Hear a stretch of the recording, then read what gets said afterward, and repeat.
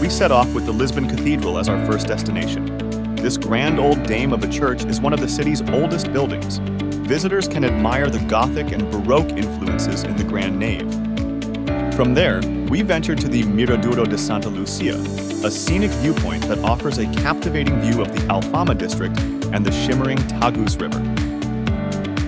Miradouro das Portas do Sol beckoned us next, and the panoramic views from this spot were nothing short of breathtaking.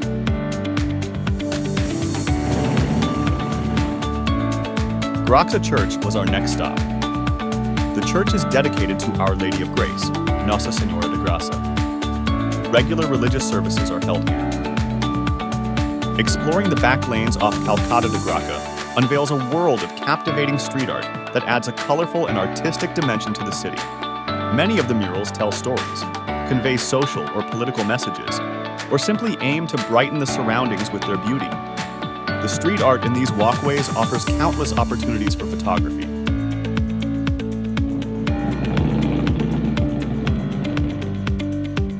The Santa Justa elevator is one of the most iconic landmarks in the heart of Lisbon, a true architectural gem.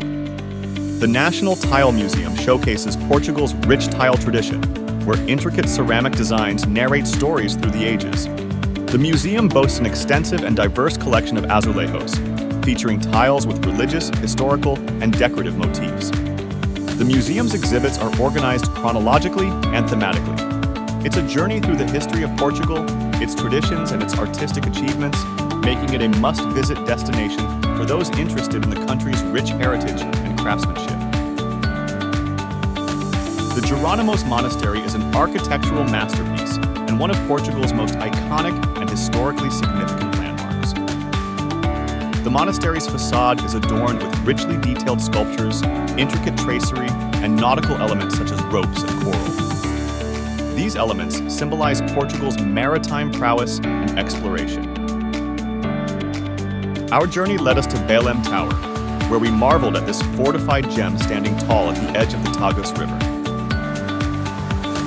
It is built on a small island and is connected to the shore by a drawbridge.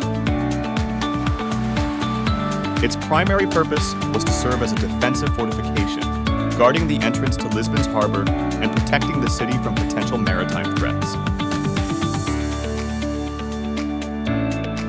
The tower consists of several levels, including the bastion, the governor's room, the king's room, and the chapel.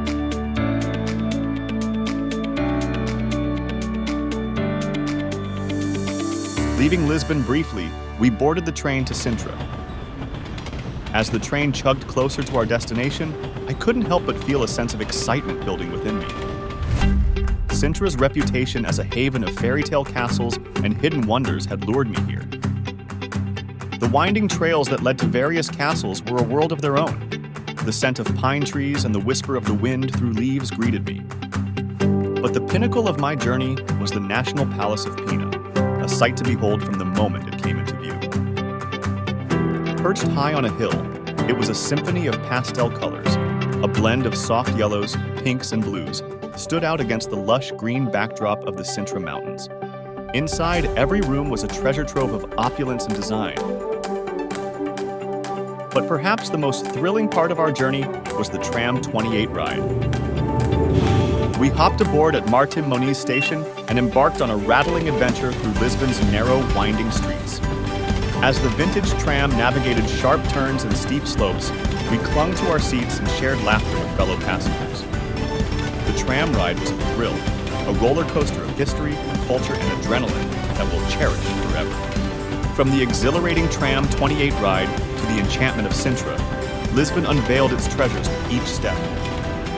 We left with our hearts full and a promise to return to this captivating city that had truly stolen our hearts.